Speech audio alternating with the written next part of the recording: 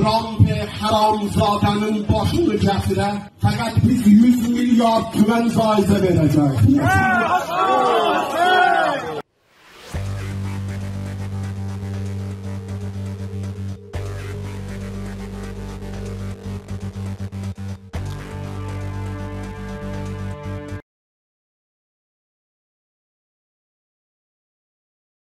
Assalamualaikum warahmatullahi wabarakatuh.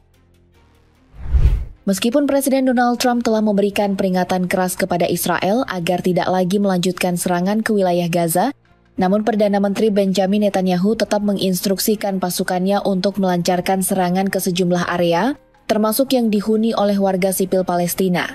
Hal ini terekam jelas dalam sebuah tayangan video yang menunjukkan dua warga Palestina menjadi korban serangan bom dari militer Israel. Tindakan ini semakin memperburuk citra Israel di mata dunia. Respons internasional pun mulai mengeras. Salah satu yang menyuarakan kekecewaannya secara terbuka adalah Presiden Prancis Emmanuel Macron. Dalam wawancara bersama stasiun televisi TF1, Macron menyatakan bahwa apa yang dilakukan oleh pemerintahan Netanyahu di Gaza merupakan hal yang tidak dapat diterima, memalukan, dan termasuk salah satu tragedi kemanusiaan terburuk yang pernah ia saksikan. Tekanan terhadap Israel kini datang tidak hanya dari negara-negara individu, tetapi juga dari blok regional seperti Eropa yang mulai mengambil jarak dari sekutu lamanya tersebut. Di sisi lain, Israel bersama Amerika Serikat harus menggelontorkan dana miliaran dolar untuk mendanai kampanye propaganda di media internasional yang berusaha menggambarkan Hamas sebagai kelompok teroris brutal yang mengancam eksistensi Israel. Namun, baru-baru ini Hamas berhasil menggoyahkan narasi tersebut melalui momen yang sangat simbolis. Dalam sebuah upacara pertukaran tawanan, seorang sandera Israel terekam mencium kening dua anggota Hamas. Ia tampak tersenyum dan melambaikan tangan mencerminkan suasana yang jauh dari gambaran propaganda media barat. Momen ini memberikan pukulan telak terhadap upaya pencitraan Israel karena memperlihatkan sisi lain yang selama ini tersembunyi dari sorotan publik global. Perlu diketahui bahwa sebagian besar media arus utama di barat memang berada di bawah pengaruh negara-negara seperti Inggris, Amerika Serikat, dan Israel. Sebagai contoh, BBC baru-baru ini mendapat tekanan dari Duta Besar Israel dan akhirnya menarik tayangan dokumenter yang menggambarkan kehidupan seorang anak Gaza di tengah konflik. Padahal, dokumenter tersebut bersifat netral dan bertujuan menunjukkan sisi kemanusiaan dari konflik yang sedang berlangsung. Kekuatan untuk mengendalikan narasi ini jelas sangat besar, terutama ketika menyangkut isu Gaza. Namun, propaganda bernilai miliaran dolar itu mulai runtuh ketika dunia menyaksikan bagaimana para tawanan Israel diperlakukan oleh Hamas. Keengganan Israel untuk membebaskan tahanan dari Gaza sebagai bagian dari kesepakatan gencatan senjata semakin menegaskan bahwa janji perdamaian seringkali diingkari sepihak. Konflik antara Israel dan Iran yang berlangsung selama 12 hari baru-baru ini meninggalkan dampak besar, terutama bagi wilayah Tel Aviv dan Haifa yang terkena gempuran rudal Iran. Namun, pemerintah Israel tampaknya berupaya menutup-nutupi jumlah korban sebenarnya. Hanya sebagian kecil korban yang diumumkan ke publik, meskipun realitas di lapangan menunjukkan angka yang jauh lebih besar. Berbeda dengan Iran, yang justru secara terbuka memberikan akses informasi kepada media dan dunia internasional. Kecenderungan Israel untuk menyembunyikan fakta, menyalahi komitmen, serta inkonsistensi dalam sikap politiknya membuat reputasi negara tersebut semakin dipertanyakan. Tak mengherankan jika rasa muak terhadap kepemimpinan Benjamin Netanyahu semakin meluas, baik dari komunitas internasional maupun dari warga negaranya sendiri. Kepemimpinan Netanyahu yang telah berlangsung selama 2 dekade dinilai gagal membawa perdamaian dan justru memperpanjang penderitaan melalui kebijakan militer yang agresif. Bahkan, sebagian masyarakatnya kini mulai menuntut agar ia diberi hukuman berat atas kebijakan yang dianggap memicu krisis kemanusiaan besar-besaran. Bahkan, keputusan agama atau fatwa yang dikeluarkan oleh dua ulama senior Iran yang menyerukan pembunuhan terhadap Donald Trump dan Benjamin Netanyahu dilaporkan telah mendapatkan dukungan dari sekitar 10 ulama lainnya dan menarik dugaan penggalangan dana secara online.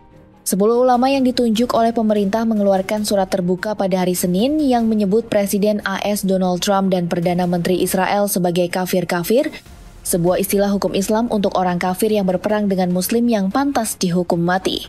Dalam sebuah pidato yang disampaikan di Azeri, seorang ulama yang ditunjuk oleh pemerintah di Provinsi Azerbaijan Barat, Iran, mengumumkan hadiah sebesar 100 miliar toman atau sekitar 1,14 juta dolar AS bagi siapa saja yang membunuh Trump.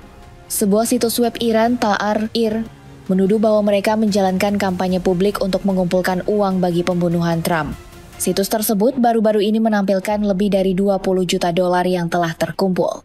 Sikap keras kepala Netanyahu yang terus melanjutkan serangan militer hingga saat ini telah membawa Gaza ke titik krisis yang sangat parah. Genosida yang dilakukan oleh militer Israel menyebabkan kehancuran hampir total infrastruktur Gaza, mulai dari rumah-rumah penduduk, sekolah, gedung-gedung publik, hingga fasilitas kesehatan seperti rumah sakit.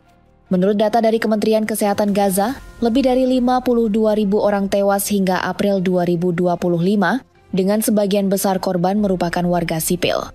Situasi semakin diperparah dengan diberlakukannya blokade bantuan kemanusiaan oleh Israel sejak Maret 2025. Akibatnya, terjadi kelangkaan bahan makanan dan obat-obatan yang sangat akut, terutama di kalangan anak-anak. Laporan dari World Food Program menyebutkan bahwa gudang penyimpanan bantuan kini dalam kondisi kosong dan dapur umum di Gaza telah kehabisan pasokan makanan. Krisis obat-obatan juga menyebabkan banyak warga sakit tidak mendapatkan perawatan medis yang layak. Ini merupakan kegagalan nyata dunia dalam melindungi nilai-nilai kemanusiaan. Tragedi ini telah memicu gelombang demonstrasi pro-Palestina di berbagai belahan dunia. Seruan untuk menghentikan kekerasan dan menegakkan keadilan kini semakin nyaring terdengar. Bahkan sejumlah pemimpin dunia mulai mengambil sikap tegas terhadap Netanyahu, termasuk Donald Trump. Dalam beberapa waktu terakhir, Trump tampak kecewa dengan Netanyahu yang dianggap sulit diajak bekerja sama. Hubungan antara keduanya kini merenggang. Hal ini terlihat dari berbagai negosiasi penting di Timur Tengah, di mana Israel mulai disingkirkan dari pembahasan strategis.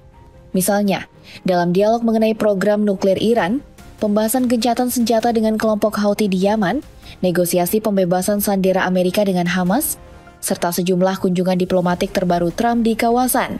Ketika mengunjungi Arab Saudi, Trump tidak membahas isu normalisasi hubungan antara Israel dan Arab Saudi seperti yang diharapkan oleh pemerintah Israel. Sebaliknya, ia justru mengambil langkah yang tidak disukai Israel, seperti pencabutan sanksi terhadap Suriah. Di Qatar, Trump menyampaikan bahwa rakyat Palestina berhak mendapatkan masa depan yang aman dan damai, meskipun ia tetap menyuarakan kritik terhadap kepemimpinan di Gaza. Melihat perkembangan terakhir, terlihat jelas bahwa Donald Trump mulai menunjukkan perubahan sikap terhadap Benjamin Netanyahu. Menurut laporan dari Foreign Policy, Trump merasa kecewa dengan sikap keras kepala Netanyahu yang terus menolak upaya gencatan senjata di Gaza. Penolakan ini dianggap sebagai penghambat utama bagi tercapainya perdamaian di kawasan. Trump sendiri ingin dikenang sebagai tokoh yang membawa solusi damai, dan ketegaran Netanyahu kini menjadi beban dalam citra politik global yang sedang dibangunnya. Sementara itu, gelombang kekecewaan terhadap Netanyahu juga semakin terasa di dalam negeri. Berdasarkan laporan dari TRT World, keluarga Shriba, salah satu keluarga korban asal Israel, secara tegas menolak kehadiran perwakilan pemerintah dalam prosesi pemakaman. Keluarga Bibas menilai bahwa pemerintah Israel, khususnya Netanyahu, telah gagal melindungi para sandera dan bertanggung jawab atas tragedi yang menimpa mereka. Selama lebih dari 15 bulan terakhir, Israel tercatat telah meluncurkan ribuan bom ke wilayah Gaza, menyebabkan lebih dari 46.000 korban jiwa, mayoritas diantaranya adalah anak-anak. Bahkan salah satu sandera yang baru saja dibebaskan mengungkapkan bahwa selama masa penahanan, ketakutan terbesar mereka bukan datang dari Hamas, melainkan dari ancaman bom yang dijatuhkan oleh militer Israel sendiri. Realita ini secara perlahan mulai membuka mata dunia tentang perlakuan tidak manusiawi yang diterima rakyat Gaza dari rezim Zionis. Banyak yang kini meyakini bahwa gencatan senjata hanyalah janji kosong mudah diingkari kapanpun sesuai kepentingan politik Israel.